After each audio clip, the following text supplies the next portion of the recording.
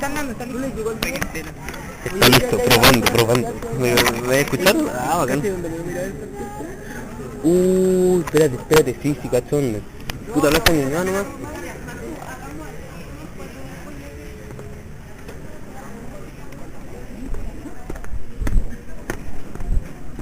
Bueno, profe, ¿puede dejarlo en la mesa, por favor? ¿Puede dejarlo en la mesa? ¿El destructor? Para grabar la clase. Bueno.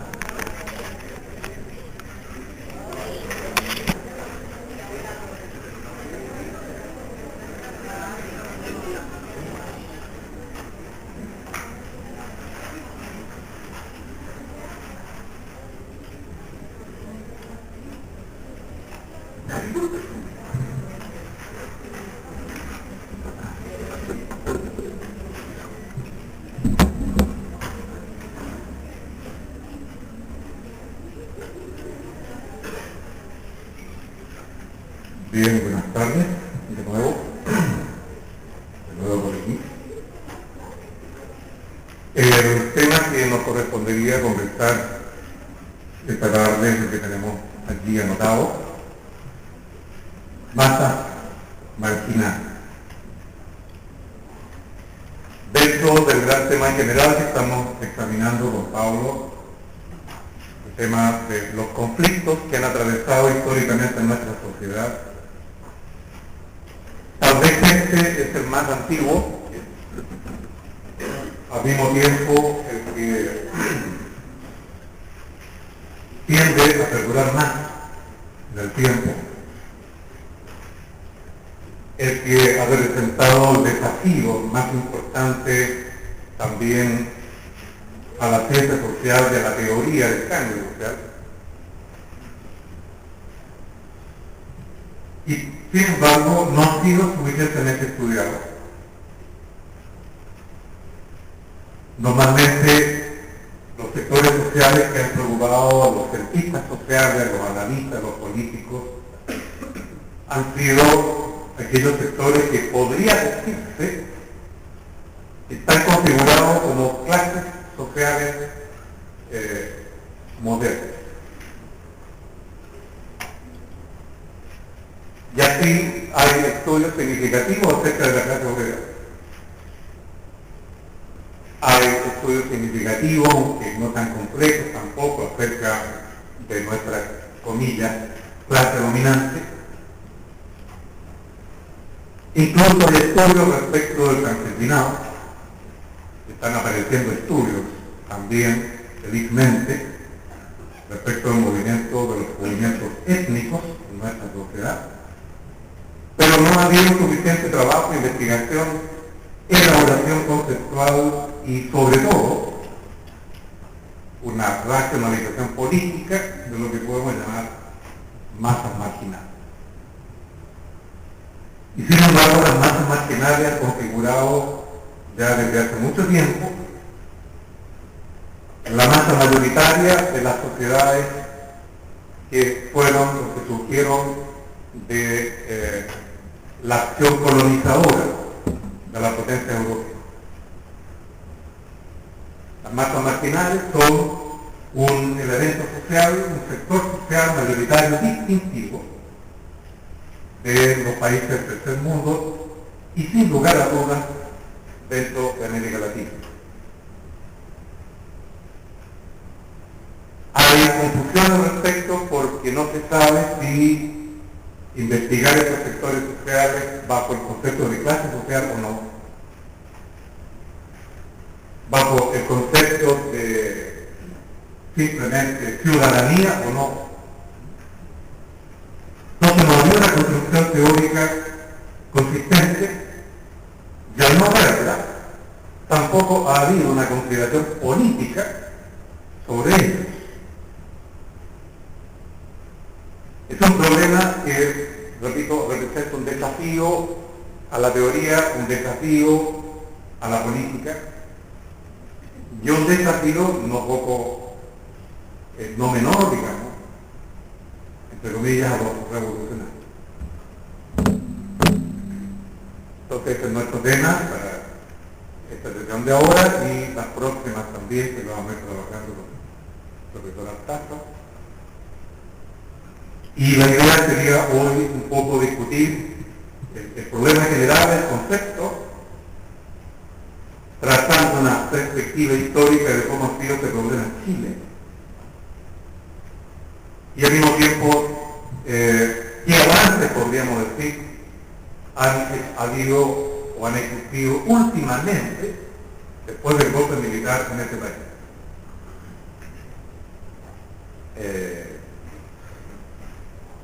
Es importante, para empezar a introducirse en el problema, lo que planteó alguna vez el viejo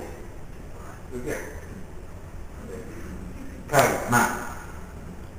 Algunos se lo han olvidado, pero un viejo muy pillo, muy sabio, y desgraciadamente ha sido muy tergiversado.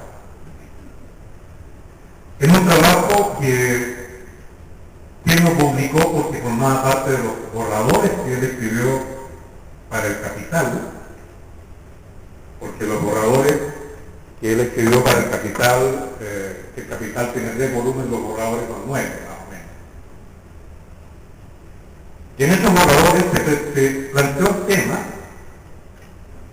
de qué pasa si una estructura económica, una estructura productiva, no tiene el dinamismo necesario como para enrolar en el proceso económico, en distintos roles, al conjunto de la sociedad o de la población donde ese modo de producción o ese sistema económico está instalado.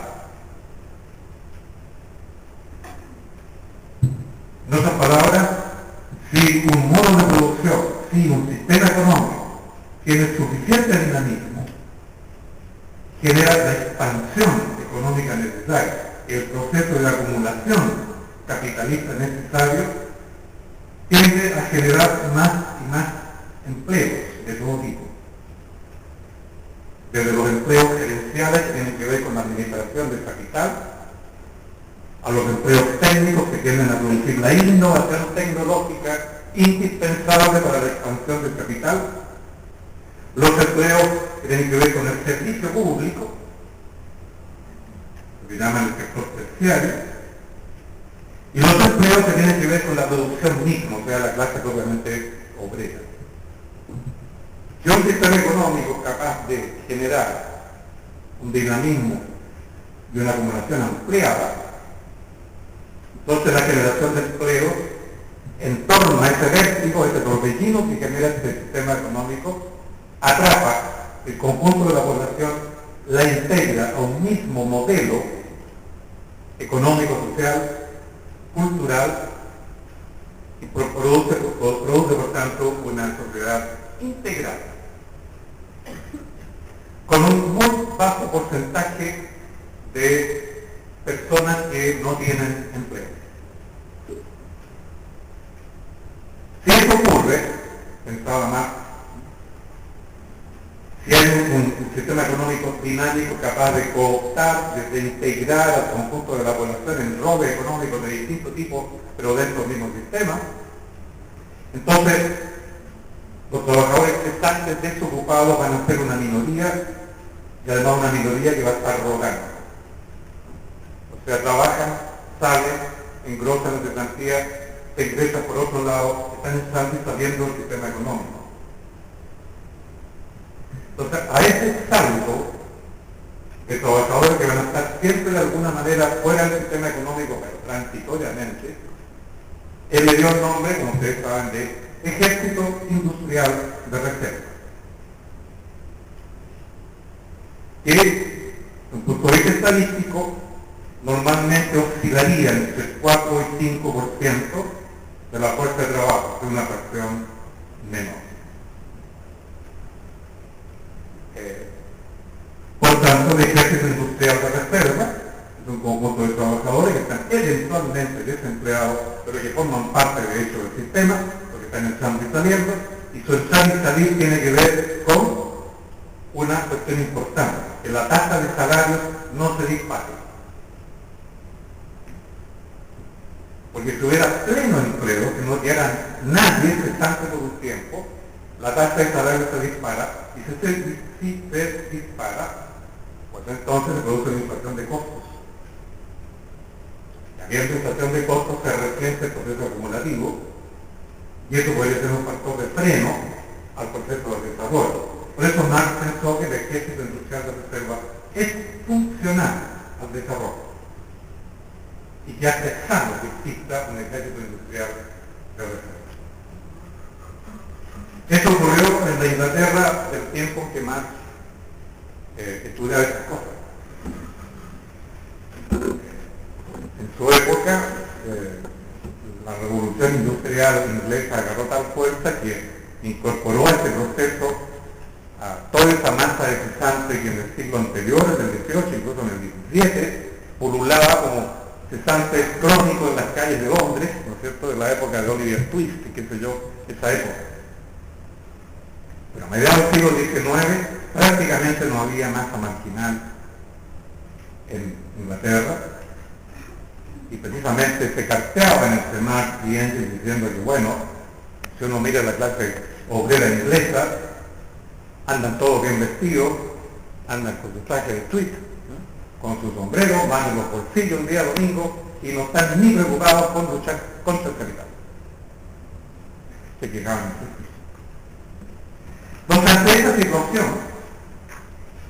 Marx comenzó a preguntarse en los borradores del capital, ¿qué pasaría si un modelo económico o un modo de producción no desarrollar suficiente dinamismo? Entonces serían dos casos, ¿no?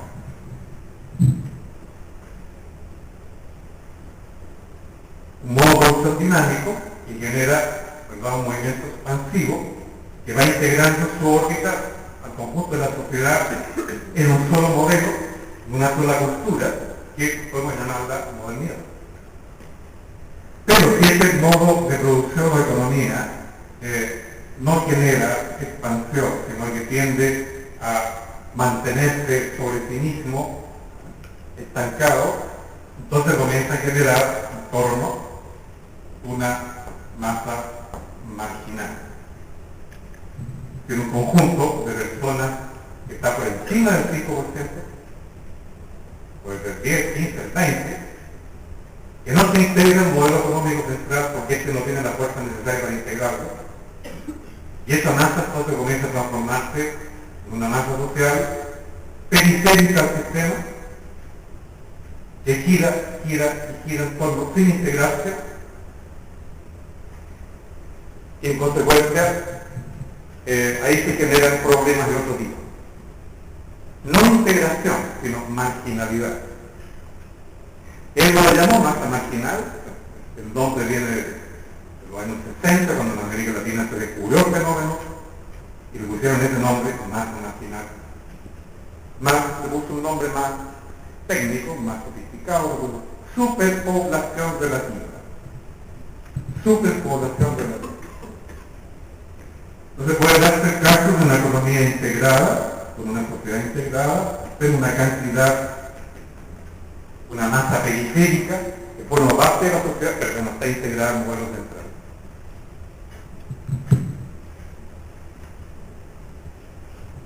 Este tema de las masas marginales no se discutió por mucho tiempo, pero en los años 60 comenzó a discutirse en América Latina, precisamente porque los marginales comenzaron lentamente a emigrar hacia las grandes ciudades. Y en Chile el fenómeno se manifestó primero por la aparición de miles y miles de conventillos. Después se manifestó a través de la aparición de poblaciones callampas. Cuando las callampas comenzaban a saturar las ciudades principales, Santiago, Buenos Aires, Lima, Río, Sao Paulo, Caracas, Bogotá, todas las ciudades de América Latina. Aquí se llaman callampas, en otras partes ustedes saben, se llaman favela, villas, miserias, qué sé yo. Entonces los intelectuales comenzaron a pensar. Y ahí descubren este texto de Marx que yo les acabo de resumir acá. Entonces acuñan el concepto de masa marginal. Masa marginal. marginal, por tanto, no podemos simplemente definirla como una clase social, porque las clases sociales se constituyen al interior de un sistema económico que está integrado por sí mismo. Burguesía, clase obrera, por ejemplo, o clase media o pequeña burguesía. Las clases sociales son categorías y funciones al interior de un mismo modo de producción o de una misma estructura económica. Pero lo que no se integran a ella entonces difícilmente constituye una clase social. Por tanto, la teoría de las clases sociales, que era muy querida, como ustedes saben, para la izquierda ortodoxa, militante, ideológica, en los años 40, 50 y 60, no respondía a este fenómeno y por tanto había que constituir una teoría específica para América Latina, porque es aquí donde abundaba sobre todo el tema de las masas marginales. Y ahí comenzó la discusión, ahí comenzó el debate. ¿Cómo entenderlo? ¿Cómo definirlo? ¿Qué hacer frente a ello? ¿Qué política desarrollar frente a las masas marginales? Fue un gran debate que partió por los años 62, 63, 1962, 1963. Se prolongó a todo lo largo de la década del 60, culminó en la época de Allende y no alcanzó a madurar. No alcanzó a producirse una teoría suficientemente bien fundamentada, de investigaciones empíricas, suficientemente bien consolidada en términos lógicos, y muy insuficientemente trabajada desde el punto de vista político. El rigor quedó en suspenso. Quedó en suspenso. Una teoría inconclusa. Una teoría que fue superada por la realidad de los golpes de Estado, por ejemplo. Y quedó allí, y ustedes se habrán fijado que ahora, en esta nueva democracia en Chile por lo menos, no se está discutiendo el tema. Ni teórica ni política. Pero el problema está y sigue existiendo. Es interesante recordar lo que se planteó en los años 60 respecto a este problema. Se plantearon dos alternativas ahí, en un nivel estrictamente teórico, que nos llevó a configurarse como un saber político de las bases sociales, digamos. Nos alcanzó a constituirse como una cultura sociopolítica, donde quedó encapsulado discusiones de la gente intelectual. Y en Chile se dio muy débilmente el debate. Dos posiciones. Una que propuso un jesuita, Roger Bacon, jesuita de origen belga. Esta es una de las características de los jesuitas, es que ellos unen a la fe la ciencia.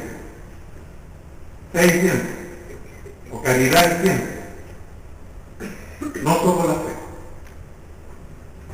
Beckman, jesuita, se dio cuenta del problema de los pobres del campo y la ciudad, como se decía también,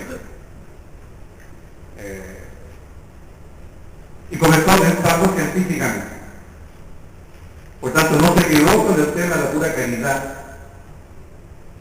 como se había planteado muchísimo en Chile, sino que pensó cómo intervenir en el fenómeno políticamente, pero para eso quiso construir una teoría formal basada en una investigación empírica. Y fundó un centro, que fue estable, estudios sociales para América Latina, para decirlo corto, vamos a detallar eso. Es un inventario, un censo, un catastro de todas las poblaciones callampas y los pobladores de campamentos que existían en Chile por los años 62, 63. Es el único catastro que existe en la época sobre ese tema. Y sobre esa base hizo encuestas, y sobre esa base llegó a la siguiente conclusión, y te la voy a resumir, porque es una de las posiciones que hay respecto al tema de la masa marginal. Beckman sostuvo: los marginales son el subproducto, dijo él, a largo plazo de la intervención colonizadora de España en América. Es el subproducto del mestizaje. Es el subproducto de ciertos países de la esclavitud. Es el subproducto de la regresión a los pueblos indígenas para arrebatarles todo. Por tanto, él echa una mirada histórica y llega a la conclusión de que la historia no ha sido sino un gigantesco sistema en América Latina, un gigantesco sistema de alienación de ese sector de la sociedad que se llama marginal. Lo entiende, por tanto, como enajenados, alienados, y una palabra más fuerte todavía decir explotados. Porque el trabajador con pega e integrado al sistema es explotado. Pero un marginal no tiene pega, que no está integrado al sistema o semi-integrado al sistema, se encuentra en el fondo excluido del sistema, enajenado en el fondo, que es una situación de identidad cultural, social y política muchísimo peor. A partir de esto, Beckman dijo: por tanto, esta gente que se le ha negado consistentemente, destruido a lo largo de la historia su identidad, su condición soberana, su condición de actor social, no están, esta es la clave, no están en condiciones de liberarse por sí mismos.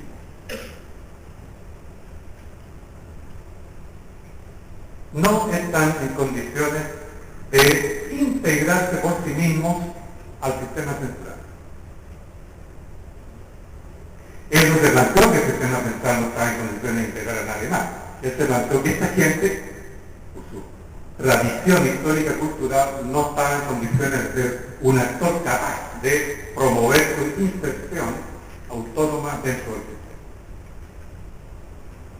Por tanto, siguió razonando Beckman, la única manera de que estos señores se integren al sistema central de la modernidad es que el Estado los tome, como que dice, de la mano y los lleve hasta el interior del sistema. ¿Cómo? Organizándolos, capacitándolos, educándolos, ofreciéndoles oportunidades de empleo sobre la base de desarrollar políticas de desarrollo industrial, etc. En consecuencia, su integración solo era posible a través de una política de integración. Una política de incorporación de estos sectores en un modelo central. ¿Y quién debía realizarlo? El Estado. Ese concepto de Beckman, de que los marginales no tenían suficiente identidad, cultura, conciencia, capacidad y poder como para integrarse o revolucionar por sí mismo la sociedad, le llevó a darle al Estado una dimensión populista adicional a la que ya tenía por concepto de la legislación social sobre. Por eso propuso que en Chile se creara una institución especial, una agencia estatal especializada que integrara estos sectores al modelo central de desarrollo.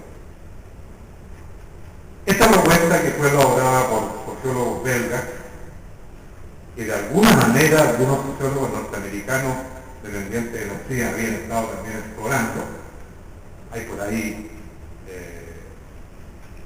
algunas investigaciones residuales en la misma dirección, fue adoptada, como ustedes saben, como política formal por la democracia cristiana. Y ahí se organizó la famosa institución que se llamó de promoción popular. La promoción popular. Que fue una agencia estatal que hizo de todo, desde hacer un diagnóstico general de la situación de los marginales en Chile, y se pusieron a estudiar todos los callampas y poblaciones que existían, cerros ahí de datos, de informaciones, de datos estadísticos, encuestas, qué sé yo. Y a partir de ahí entonces se desarrolla una política de Estado, promovida por técnicos sociales del Estado. Ahí entran los sociólogos de cabeza a trabajar, los trabajadores sociales de cabeza a trabajar, los planificadores también. Y a partir de estas concepciones que se crean las juntas de vecinos, centros comunitarios, políticas de vivienda, reforma educacional, y toda una concepción para atraer esta masa marginal al sistema, pero al mismo tiempo para incorporarlos a un partido político determinado. Esa fue la propuesta, el diagnóstico que hizo Beckman y la propuesta teórica que se transformó en política de Estado durante el gobierno de Eduardo Frei Montalva. Es una interpretación. La clave de este análisis es que los marginales, de una u otra manera, estaban alienados, o como dicen otros, anómicos. Tenían la anomia dentro de sí, es decir, incapacidad de darse normas o de aceptar normas. Por tanto, necesitaba una reeducación completa y una conducción desde arriba para integrarse al sistema. Eso es lo que propuso Beckman en Chile, y la democracia cristiana implementó todo esto, una política masiva que, digamos de paso, ningún gobierno anterior había desarrollado. Nos guste o no nos guste, la izquierda no se había preocupado de los marginales. La izquierda chilena se había preocupado de la clase obrera. Ni siquiera los campesinos. Porque la verdad, durante el Frente Popular, la izquierda se jugó para que se dictaran algunas leyes o algunos decretos favorables a la clase obrera, pero no al campesinado.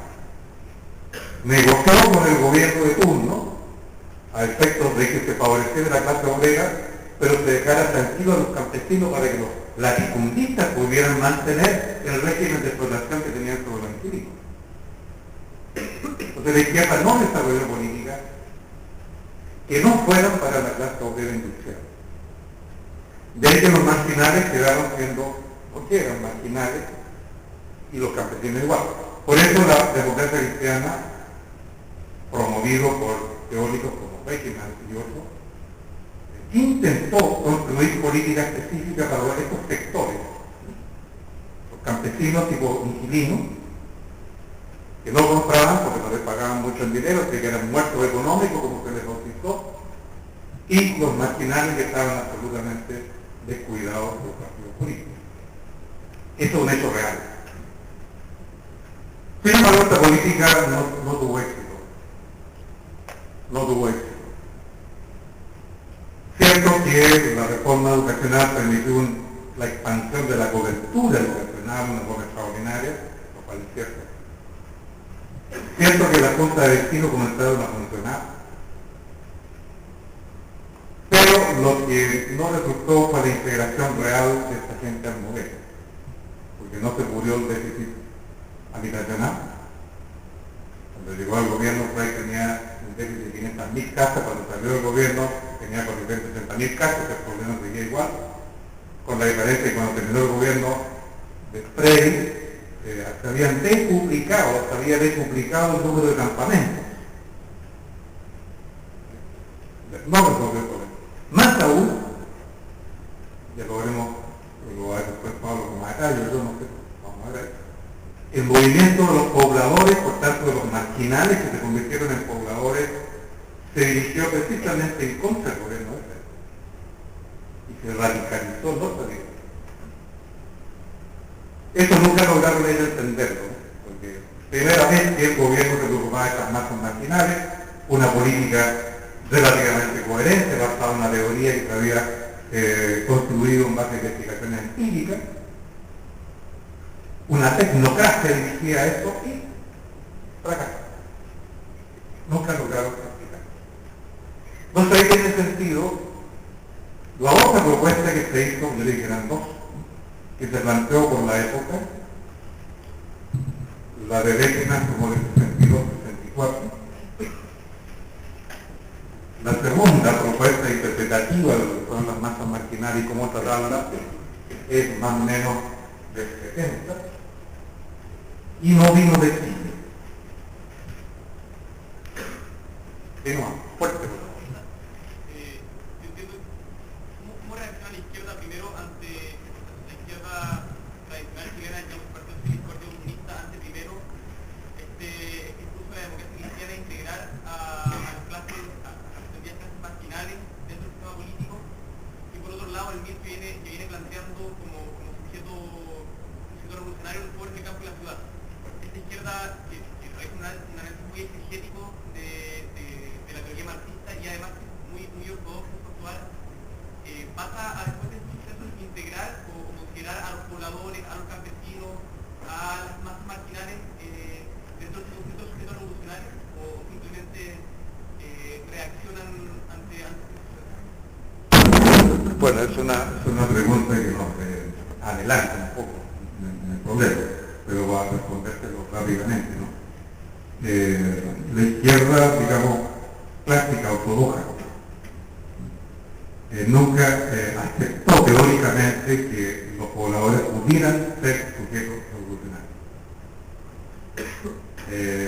El MIR incluso tampoco. Tendió a aceptarlo, porque el MIR creció mucho en los campamentos. Pero cuando hubo que decidir estratégicamente dónde sostenerse, digamos, sobre qué bases sociales sostenerse para plantear la radicalización política, en la época de la UP, digamos, yo asistí a este debate, estaba metido en el MIR discutiendo estas cosas. La mayoría optó que la clase revolucionaria era solo y tan solo la clase obrera. Y el MIR se jugó finalmente por todas las estrategias leninistas basadas en el apoyo de la clase obrera. Pese que tenía no está mi amigo Carlos Sandoval ahí, pero tenía una pequeñísima representatividad de la clase obrera. Eso fue efectivo. Por eso dije hace un rato que esta teoría es muy inconclusa. Cierto que un gran sector que atravesó los partidos transversales, sectores del MIR, sectores del MAPO, sectores del Partido Socialista, sectores de la izquierda cristiana, tendieron a trabajar a los pobladores también como sujetos revolucionarios, pero en función de un concepto muy inclusivo, es decir, que abarcaba mucho más que el concepto leninista, que era el concepto de poder popular. Tenemos que verlo más adelante. Pero el concepto de poder popular no surge por una deducción teórica de los principios básicos revolucionarios, de los revolucionarios, valga la redundancia, sino que surge a partir de un hecho puesto en el tapete por los propios marginales, que era la toma de Correa, de la cual vamos a hablar más tarde. La toma la toma va a ser una práctica política, una práctica de autonomía social, una práctica de ejercicio de poder popular que los propios pobladores impusieron, callamperos, qué sé yo qué, y se convirtió en una práctica que comenzó a trascender transversalmente, y lo van a usar los estudiantes, y lo van a usar los obreros, hasta los católicos, ¿verdad?, que comenzaron a usarla cuando tomaron la catedral. Y eso se va a ir desarrollando poco a poco como poder popular. Entonces, ante este hecho, un sector de la izquierda comenzó a pensarlo un poco más y se afiliaron, digamos, al movimiento del poder popular. Pero el poder popular y el movimiento del poder popular fue absolutamente execrado políticamente por la izquierda clásica. Allende los trató contra revolucionarios, abiertamente.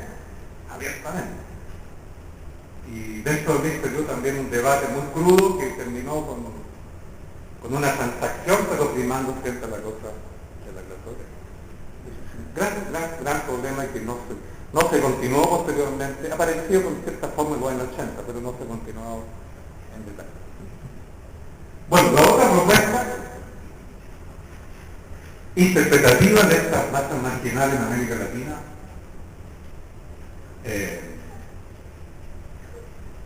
no vino de un chileno, ni de un cura, ni de un belga, sino de un sociólogo peruano. Un gran sociólogo peruano, probablemente el más importante sociólogo que han tenido en Perú, todavía está vivo, está viejito, lúcido y con mucho interés en, de alguna manera, participar en la reflexión teórica que se está dando en Chile respecto a esos problemas. Me refiero al sociólogo Aníbal Quijano.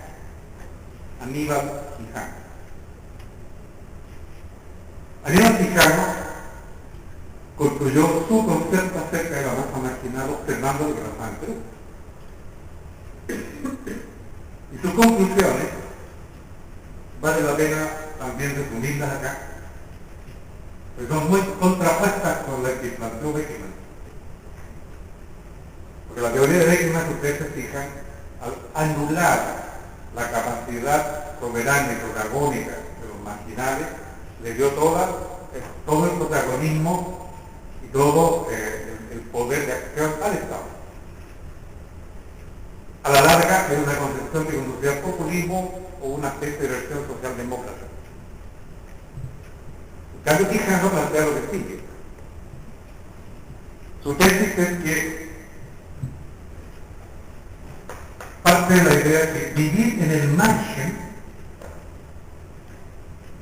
vivir al margen, y no unos añitos, sino que por generaciones, padres, hijos, nietos, hasta formar tradiciones de vivir al margen. Vivir al margen, y él lo muestra, es construir vida, todo lo que. Y no solo vida en el sentido de lograr comer, es construir también redes sociales, grupos que te ayudan en este fin. Es resolver por sí mismo cómo obtener un techo para cuidar.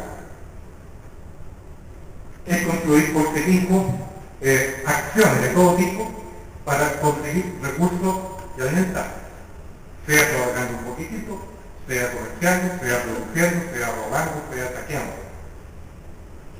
Todo. Vivir al margen, creando la vida milímetro a milímetro, es crear una cultura. Vivir al margen en esas condiciones es crear una sociedad marginal. Barrios marginales, ciudades marginales. Poco después que,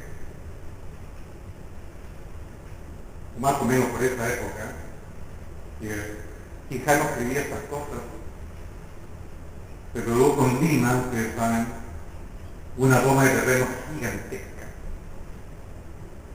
Alrededor de 300.000 marginales se tomaron los arenales que están al norte de Lima y formaron ahí una villa que se llamó Villa Salvador.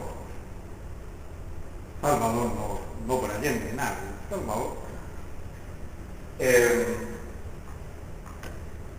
Y ellos organizaron allí la toma, el campamento, digamos, de una manera racional.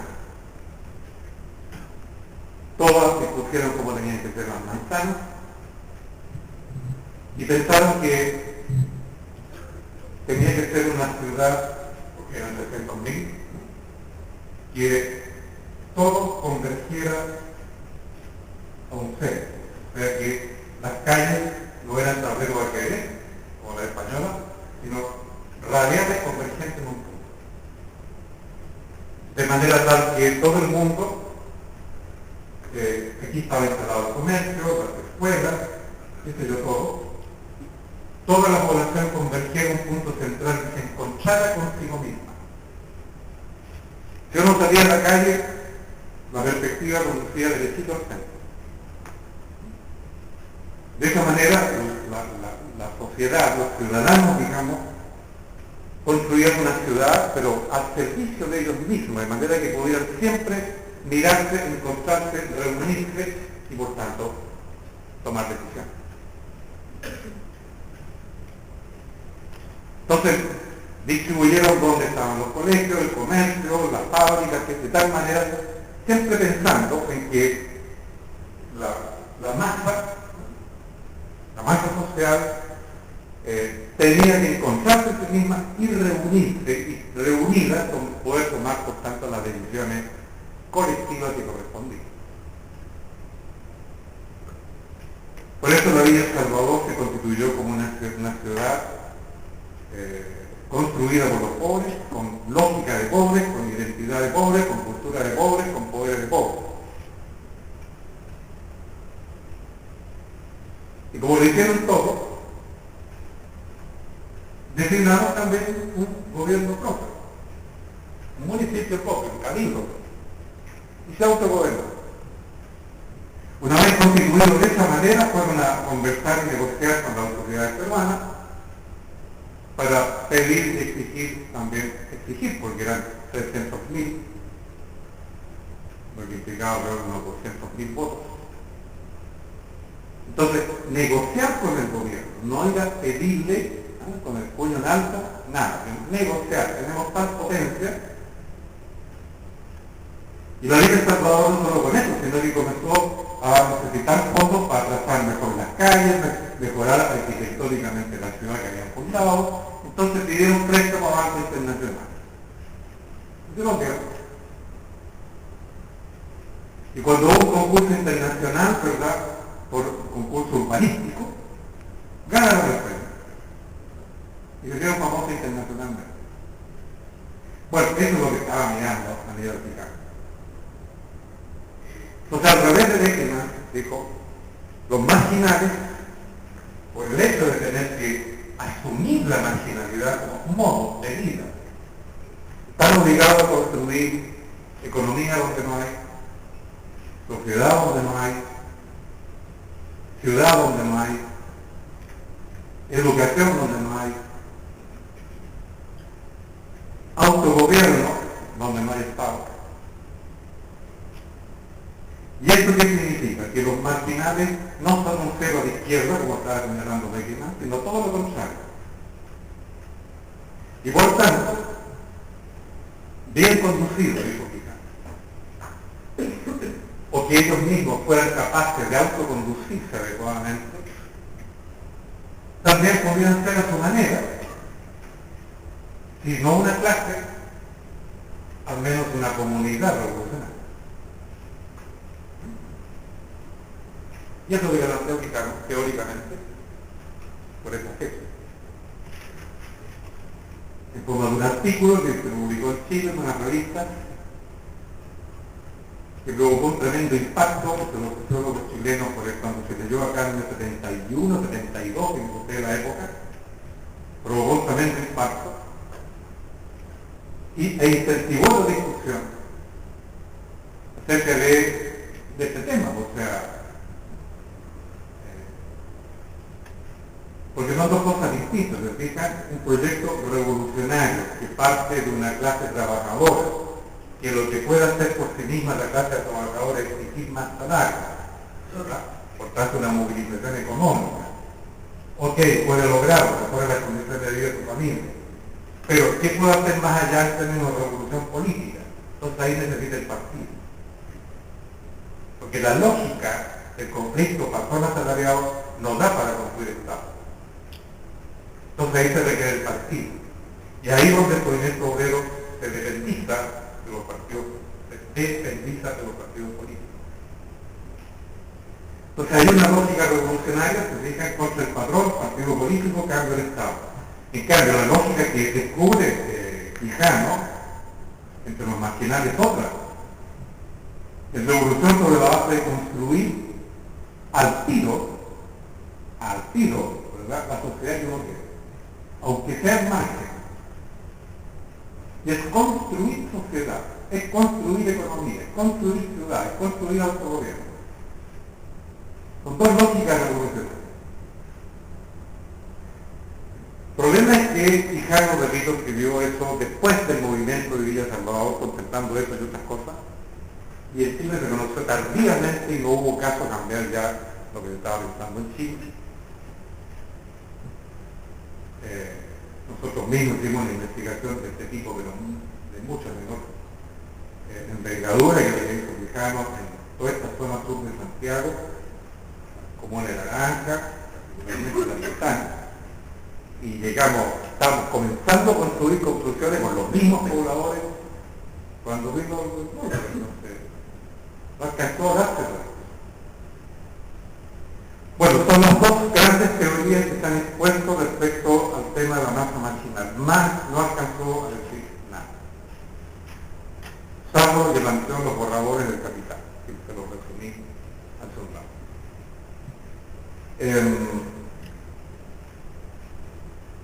Eso en cuanto a la interpretación teórica y qué proyección política puede tener cada una de estas interpretaciones teóricas. El tema, repito, quedó sin resolver. Después del golpe de Estado no se han hecho nuevas investigaciones al respecto. Al día de hoy el tema no se plantea de este lado, se plantea mucho más en abstracto respecto de cuál es el tema que para más adelante, de cómo se han que organizar hoy los nuevos movimientos sociales. Un tema que podemos más adelante. Bueno, tenemos para presentar así gruesamente el tema de la masa marginal. Y esto tiene su historia. Esto tiene su historia. Porque este fenómeno se ha manifestado en Chile de distintas maneras, no siempre igual. Es interesante conocerlo porque cada vez que se planteó el tema, cada vez que los marginales, por así decirlo, perdonen la expresión, se pararon en sus dos patas frente al sistema, generaron problemas muy serios, y se plantearon conflictos muy serios. Digamos que todas las veces que los marginales hicieron valer su autonomía, en el fondo su marginalidad, y su creatividad al margen, desarrollaron lo que en la época de Allende se llamó poder popular. Poder popular. El poder popular no necesariamente tiene que ver con la articulación sindicato-partido. Ese es de izquierda. El poder popular tiene que ver con la capacidad del propio pueblo para hacer valer su creatividad, las soluciones a problemas locales y la capacidad para construir, repito, tejido económico, tejido social, tejido político, tejido cultural. Ese es el poder popular. Durante la época de Allende, el poder popular se manifestó principalmente como el ejercicio que especialmente los pobladores y marginales podían hacer en términos de control del espacio local. Porque si algo saben hacer los marginales es dominar el territorio donde subsisten. Sin lugar a dudas. Se lo conocen al revés y al derecho. Para cobijarse y vivir, para sacar algo para comer, para asaltar, para robar, para traficar. Son casi geógrafos, en el barrio, en la zona, en el espacio en que se mueven, etc. Bueno, a lo largo de la historia, repito, este fenómeno se ha manifestado en Chile de distintas maneras, y en cada oportunidad surgió una especie de poder popular, y en cada oportunidad, cada vez que apareció el poder popular, el sistema se repliega sobre sí mismo porque no sabe muy bien cómo actuar frente a este fenómeno. Porque los integrados, los que están dentro del sistema de integración, están unidos de una manera u otra con un contrato. Contrato político, ciudadanía, contrato económico, pega. Contrato ético-moral, familia. Entonces ellos negocian y conversan en función del contrato. Una huelga de obreros, mire, tenemos un contrato y ustedes están pagando muy poco para que además de esto el contrato. ¿Se entiende? Pelean, pero se entiende. Otros dicen, yo estoy viviendo dentro del sistema, pero resulta que me están quitando mi derecho a voto, quiero mi derecho a voto porque estoy dentro del negocio y listo.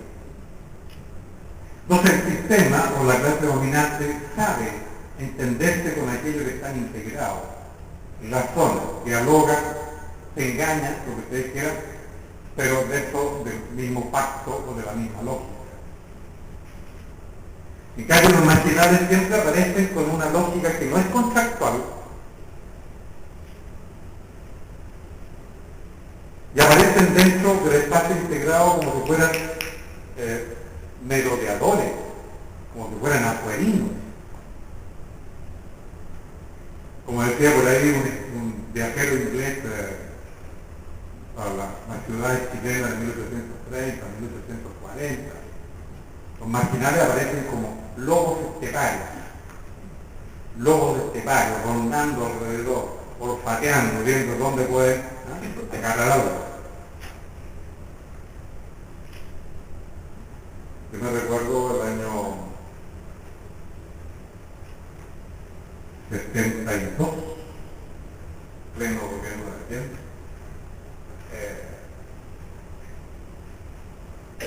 me acuerdo de los pobladores del campamento 26 de enero y Nueva Habana desfilaron hasta el centro de Santiago y entraron a la casa central de la Universidad Católica. Yo por casualidad andaba dentro de la universidad en ese tiempo, trabajando ahí. Y los pobladores entraban arrancando los pacos porque andaban protestando por cuestiones de pobladores. Entran a la universidad, deben haber sido unos 200, y uno percibió el contraste. Porque en la casa central funciona medicina, funcionaba la escuela de Derecho también, y otras escuelas. Usted sabe que siempre los estudiantes de la escuela de Derecho andan de corbata. Y en la época además uno iba a la universidad con corbata, aunque no fuera de la escuela de Derecho. Y en la católica con mayor razón.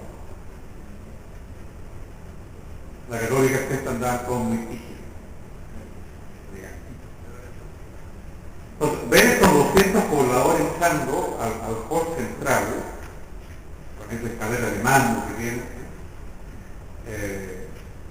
pobladores con chombas desteñidas por el sol, pelo negro tieso, labios rojos tostados, rojos, zapatos llenos de polvo, sin luchar, pantalones sin planchar. Las mujeres sus típicas faldas de lana cortitas, además la silueta bajito, medio gordito, en contraste con los estudiantes de la Católica.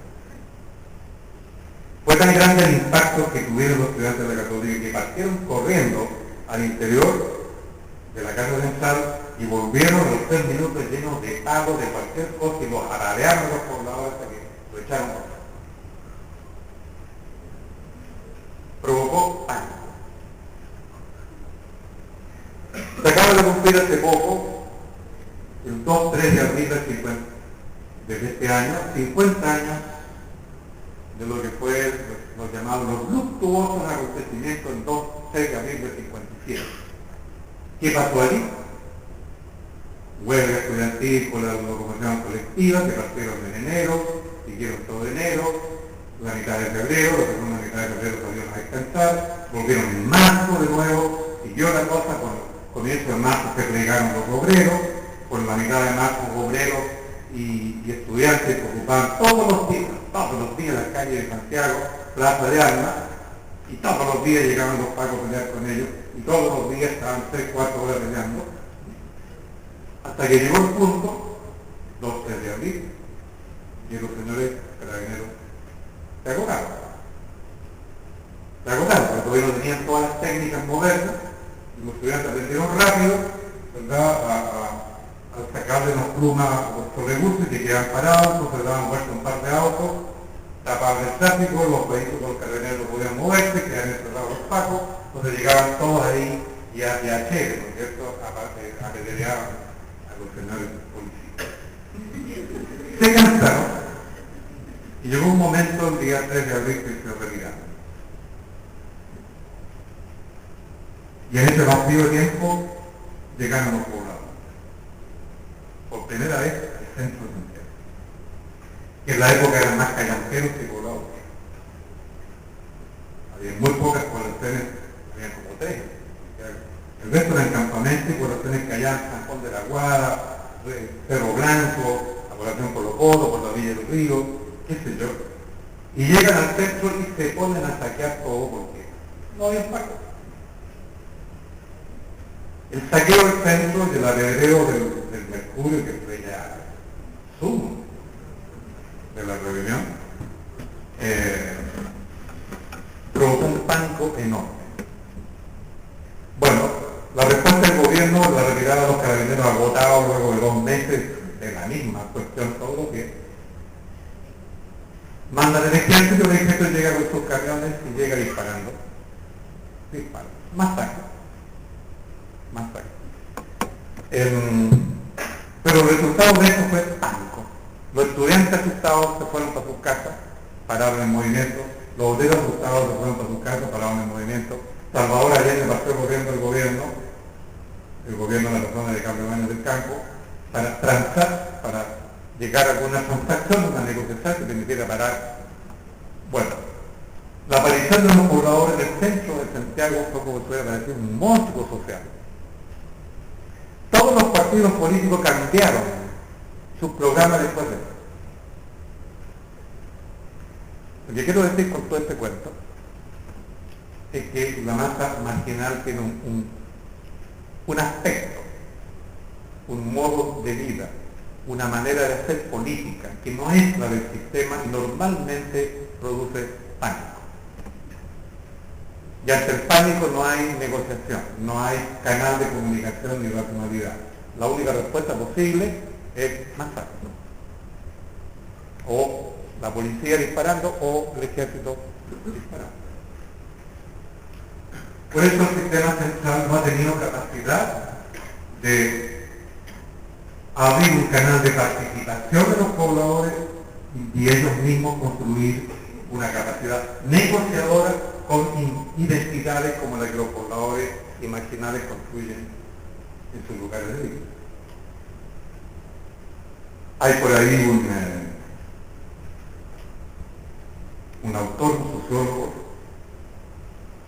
uno de los sociólogos que cooptó Ricardo Lagos para que lo asesoraran en el segundo piso de la moneda, que se llama Javier Martínez, que escribió un artículo muy interesante, que pueden leerlo por ahí por allá, que se llama Miedo al Estado, miedo a la sociedad. Se refiere como a la época de los 80, de la jornada de protesta.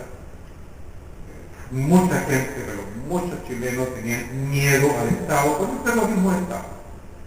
Por la DINA, la represión, que los militares signados, ocupando la población. Pero al mismo tiempo, Martínez habla del miedo del Estado a la sociedad. ¿Qué miedo? El miedo de toda la clase política, inclusive los milicos, a las jornadas de protesta, que fueron 22, el 83 y el 87. La gente en las calles, la gente con barricadas, la gente incendiando todas las noches, la gente apedreando, entre medio de las bombas, entre medio de los cortes de luz. Miedo a la sociedad. Ese miedo a la sociedad que afloró en 57 y volvió a aflorar en los 80, tuvo mucho que ver con la sensación que tuvo Pinochet, como él lo dijo con sus palabras, de haber tenido una derrota psicológica. Porque con toda esta masa marginal en las calles, acompañados por el Frente Manuel Rodríguez, qué sé yo, los otros frentes de la lucha armada, Pinochet que podía. La única alternativa que tenía era masacrar. Y masacrar a esa altura, 83, 84, luego de 12 años de dictadura que era conocida en todo el mundo, era el fin de su gobierno en términos diplomáticos políticos. Porque ya no le servía la táctica de tomar preso, torturarlo, para que cortara al otro, torturarlo, para que cortara al otro y desarmando la organización. Este era un movimiento de marginales y de más en la calle. la tortura no tenía sentido. Entonces tuvo que inventar cuestiones distintas, o sea, como cercar toda una población, todos los hombres del estadio, todas las mujeres aquí, qué sé yo. Terror, ya de ese tipo. Bueno, quiero destacar esto porque las masas de este tipo, cuando actúan por sí mismas, lo hacen obedeciendo su lógica, porque ellos tienen que actuar por sí mismos para resolver el tema de la subsistencia. Y si eso implica ocuparse de cosas que no se ocupan. Si eso implica trabajar solo como autoexplotándose para darle algo, hay autoexplotación. Si eso implica robar, se roba. Si eso implica traficar, se trafica. El que está en el margen para subsistir no se para en legalidades, en escrúpulos generales, actúa directamente para resolver el problema. La acción directa, comillas, ese es el concepto. La acción directa es característica de las masas marginales. Por eso cuando las masas marginales entran en escena, entran con acción directa. Entonces los mismos encapuchados que es lo que hacen. Pues casi seguro, el 80% de los encapuchados del centro provienen de masas de este tipo. Ellos están contra el sistema que los excluye o que no los deja entrar. ¿Cuál es la acción directa? Bueno, golpeo el sistema. ¿Cómo? Le destruyo la materialidad. Y esto genera pánico. Acción directa, la principal acción directa que han realizado siempre los marginales es la toma. Toma de sitios, toma de terreno, toma de fábrica, toma de universidad, toma de comunas enteras, toma de cordones industriales. La toma es ilegal, pero es acción directa. Por eso la masa marginal tiende a desarrollar un tipo de acción, un tipo de política que es absolutamente contrapuesta a lo que el sistema cree de sí mismo, porque también hace acción directa, ¿viste? De ahí el miedo al Estado, de ahí el miedo a la sociedad. Y eso hace muy difícil que hay miedo de por medio, y no hay canales de comunicación, que surge un proceso político común.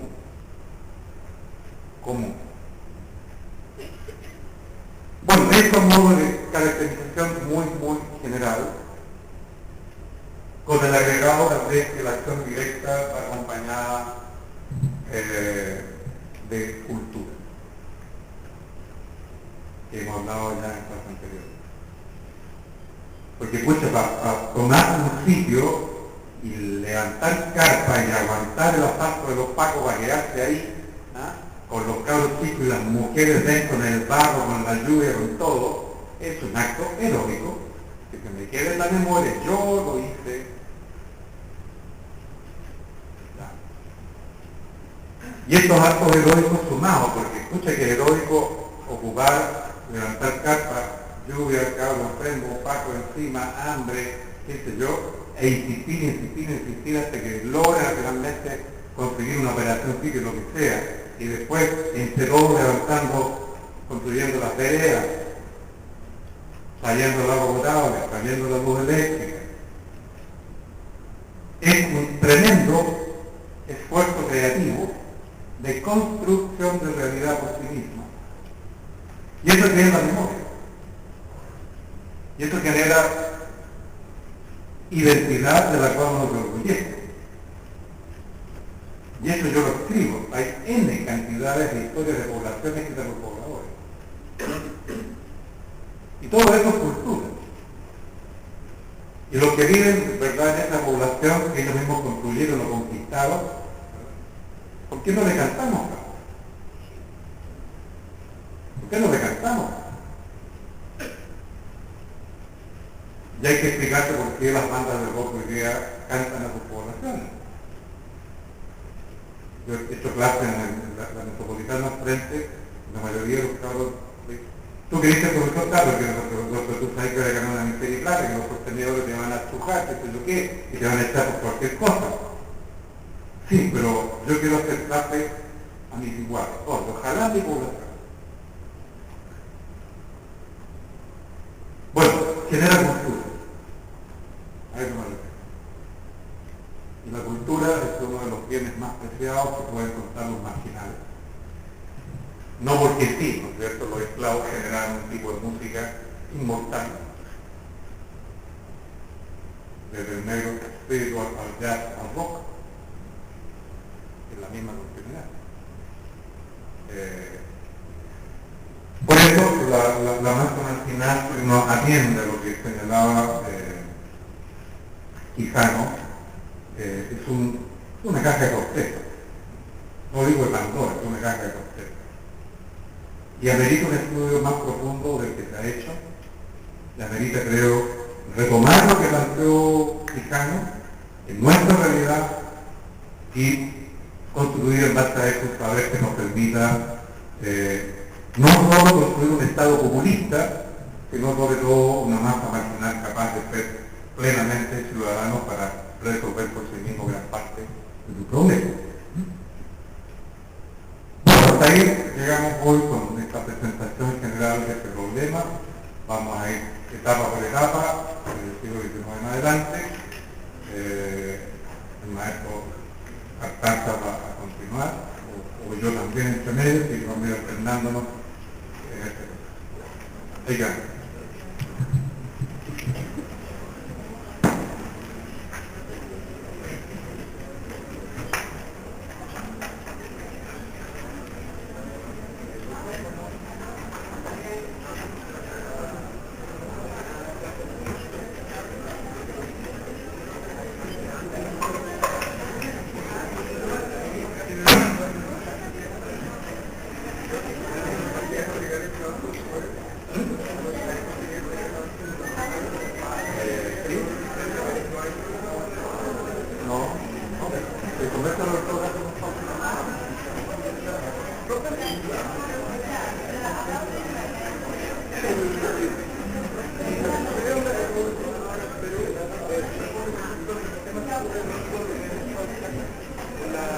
Más o menos, la belleza del valor era un gran campamento que se convirtió en ciudad.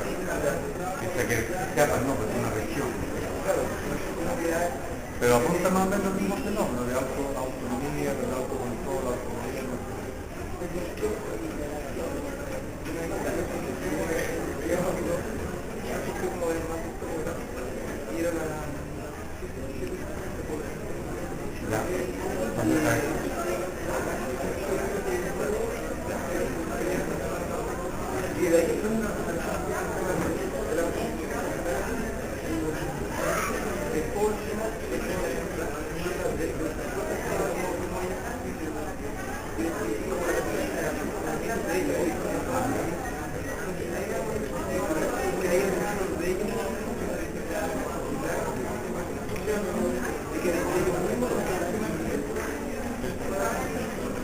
Mira, hay varias, que recomiendo.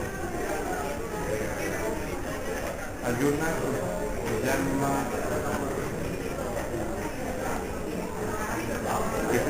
es la toma de Peñalolén, la primera toma de Peñalolén, la primera toma de Peñalolén se llama en la historia de Campamento Esperanza Andina. Claro, eso fue redactado en base a los relatos de todos los pobladores. Lo editó, mejor dicho, la trabajadora social que se llama Verónica Sala, en una institución, una ONG, que se llama TAC,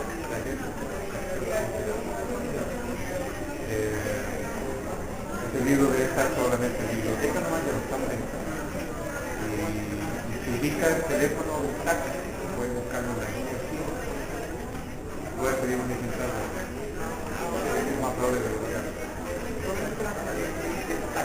Claro, entonces la historia del campamento Esperanza Andina, contada por los pobladores, analizada por esa persona ideológica. Es muy entretenido porque cómo se organizan ellos, las tácticas que emplearon, genial. Claro.